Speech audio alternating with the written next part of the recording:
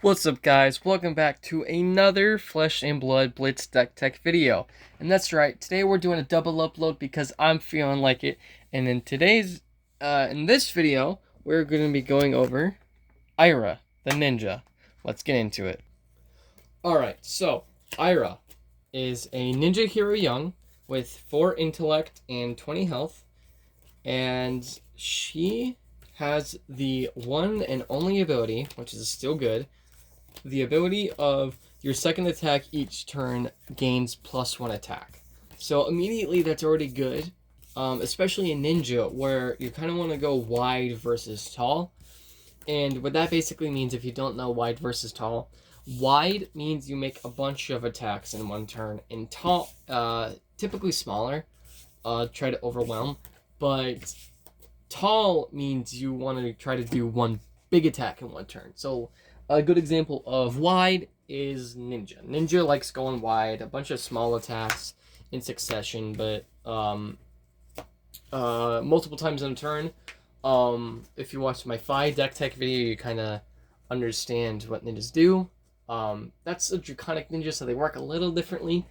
Like Rupture, chain link 4 or higher, and 4 chain links in a deck is pretty big. I mean, for ninjas it's about average, but that's still pretty good. But with the weapons I will get into shortly, that's really good too. But tall, what they do, or what tall means is that you want to make one big attack in a turn. So a good example of this would be like Bravo or Guardians or Brutes even.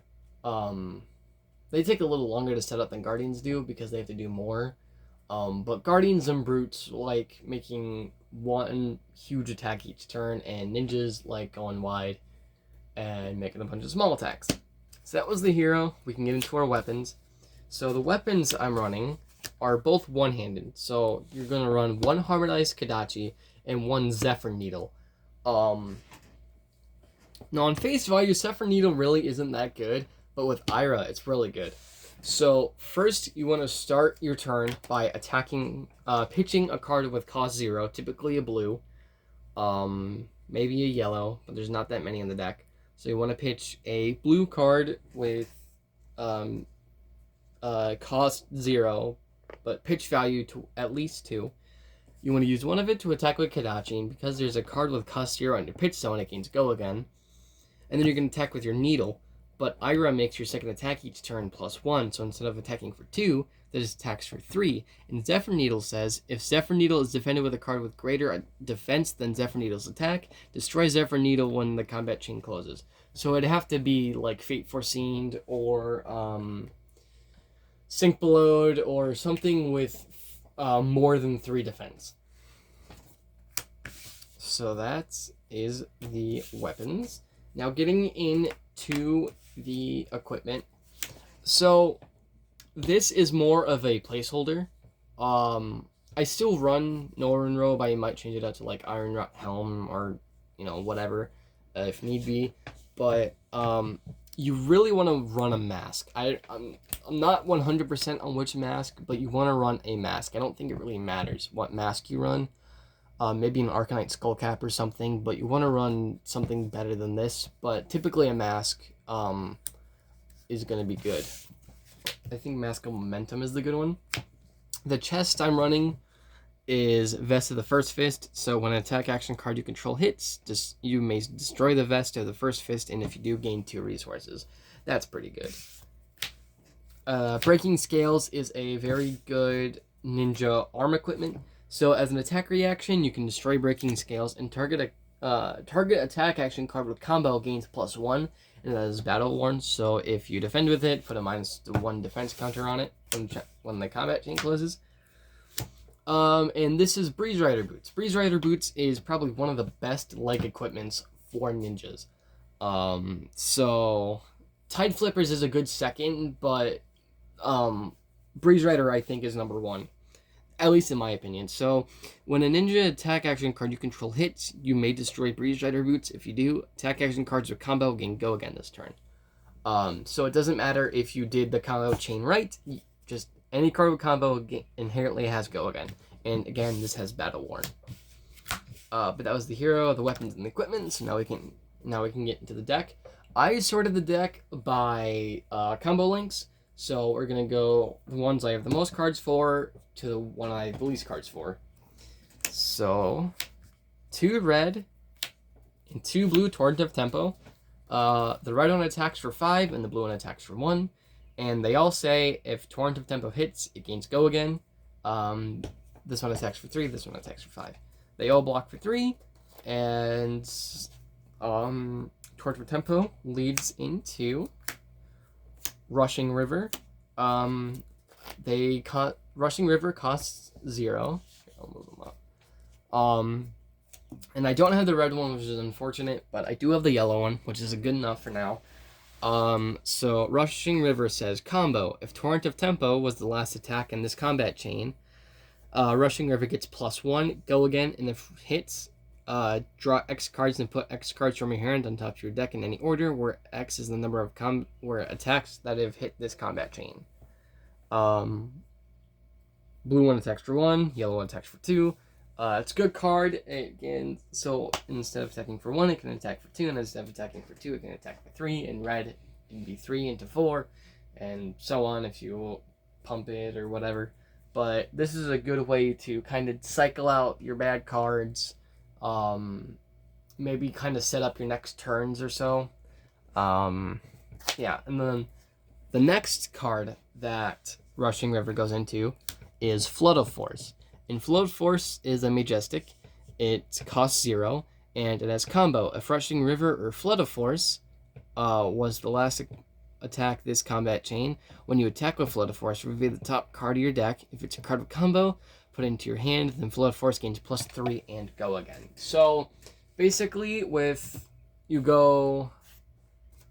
is how it works, right? So you want to go into Torrent of Tempo, then you're going to want a Rushing River, and then, if it hits, if Torrent of Tempo hits, then Rushing River, you do your thing, you set up your next turn, and then you play Flood of Force, and then whatever you put on top, you can reveal and get benefits off of. So overall, a good card.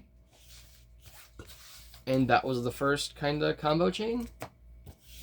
Let's get into the second one. So the second one, 2 red, 2 blue lake taps. They cost 1. Blue one attacks for 2, red attacks for 4, and they just have go again. That's it. Very simple. Defend for 2.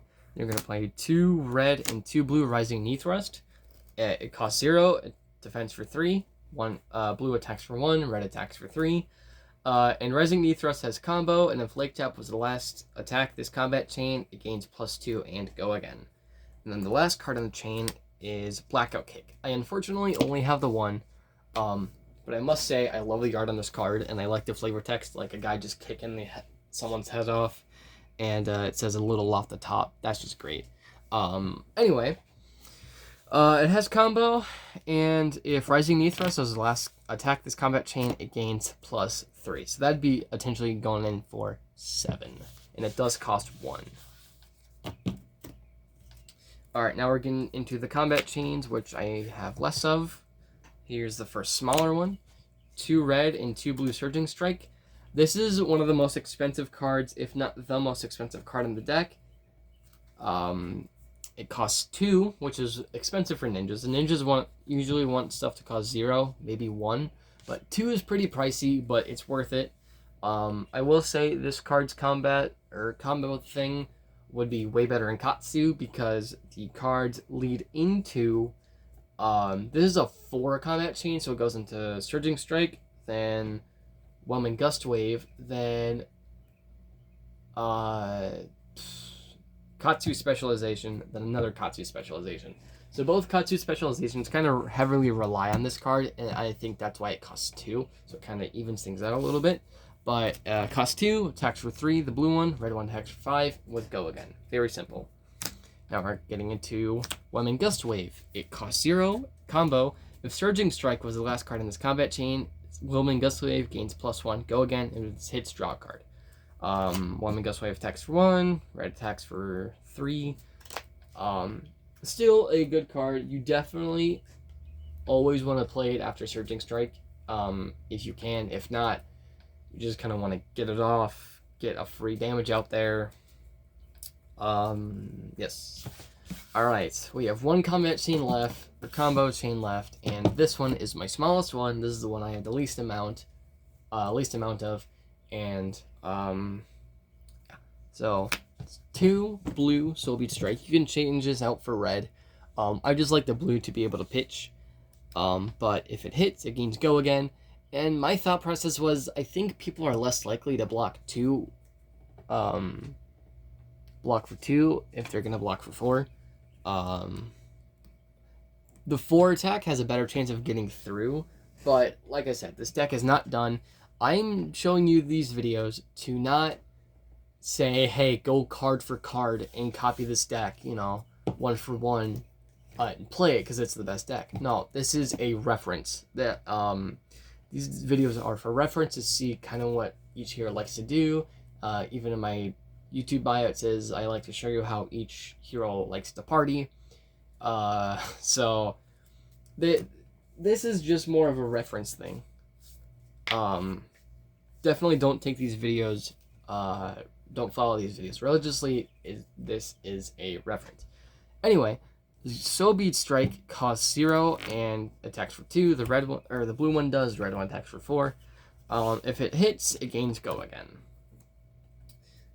Then Soul Beat Strike leads into Crane Dance, and it has combo, and if Soul Beat Strike was the last attack in this combat chain, Crane Dance gains +1, go again, and it can't be defended by attack action cards with base attack greater than the number of combat links, or chain links you control.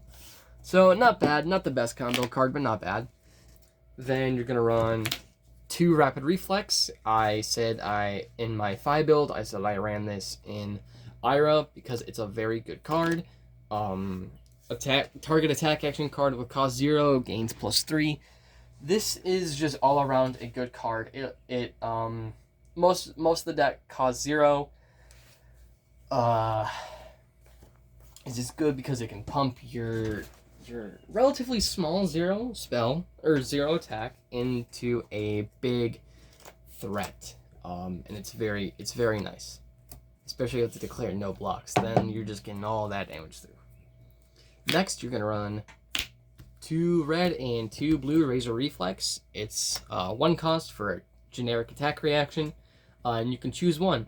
Target sword or dagger weapon attack gains +3, or target attack action card with cost 1 or less gains +3, and if this hits, gains go again.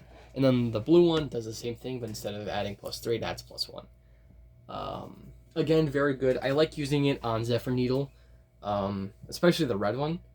I was playing a match where I did the thing, I attack with Kadachi, then I attack with Zephyr Needle, and because of Ira, it gains +1. Then I had, actually, the Salt in the hand in the wound, or Salt the wound in my hand. I pitched it.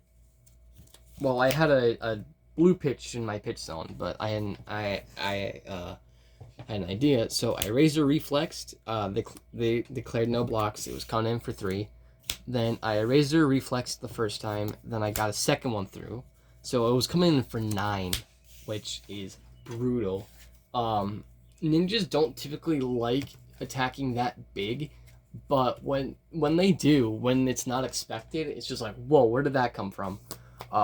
So that's why I like Razor Reflex. I run it in any deck that runs swords or daggers. Dorinthia, Kasai, Katsu, Ira, anything that runs a sword. I was going to run it in 5, but I like the Draconic stuff a little more, so there you go. Alright, next, you're going to run 2 Salt the Wound. It's cost 0 for 2 attack, and it gains +1 for each attack that hit this combat chain, which is incredible, because if you have like 4 or 5 different combat chains, or different chain links, Salt the Wound gets +4 or 5, making it 6 or 7 instead of 2 for 0. It's great. Finally, the last 2 cards on the deck are going to be two copies of Whirling Mist Blossom, which is Ira's specialization. So if Whirling Mist Blossom hits, then it's the second or higher chain link in a row to hit. Draw 2 cards, go again. I think people can see why this is a very good card, especially, well, only in Naira, unless you have the Shapeshifter, which not many people are going to run. But Whirling Mist Blossom is a good card because you're always going to play it. Your second chain link or higher, usually third, maybe fourth. But it lets you draw cards, and card advantage is always good, especially in ninjas, because your stuff is going to be cheap, and that just lets you play it. So it's going to be great. Yeah, so that was my Ira deck. It was originally a Katsu deck, then I got Ira, and I mixed the two together, and this deck was born. And I must say, it's honestly pretty good. I've won the 3 matches I've played with it. I have won 2 of them, so I have gone 66.67% win rate, and it's honestly been a blast. I lost once to an Icelander build, and it sucked, but it was the new Uprising Icelander, and I kind of figured something like that would happen with Icelander. I won 1 match against it. It was with my chain. It was pretty funny, actually. Rune chains are brutal, and once that deck is complete, I will make a deck tech video on that, and I will see you in the next one.